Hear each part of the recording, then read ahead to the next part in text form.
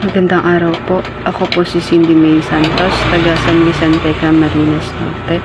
Ako po ay 29 years old, nag-aaral sa Mabini College, Daet, Camarines Norte. Kumukuha po ng kursong Bachelor of Secondary Education, major in English. I've been through a lot of hardships na ayoko pong maranasan ng mga anak ko.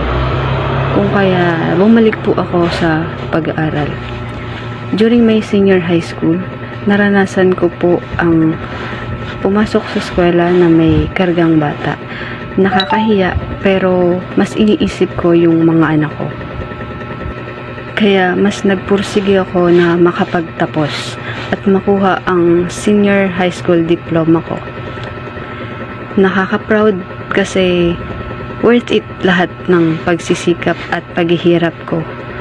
Kasi graduate po ako with high honor.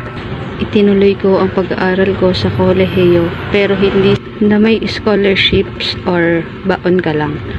Kung kaya't lahat ng mga educational assistance ay talagang pinipilahan ko para lang may pangsuporta ako sa pag-aaral ko.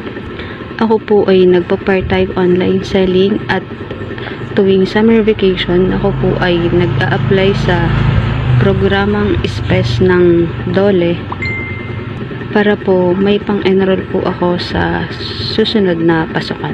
Isang pribilehiyo ang maging scholar ng Seeds and Footprint dahil napakalaking tulong po nito sa mga kagaya ko po na kapos.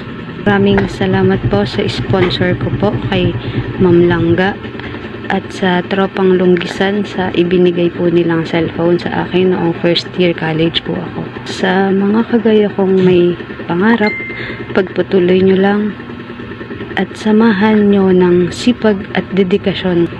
In time, makakamit mo din yung mga pangarap mo. Padayon lang, fight.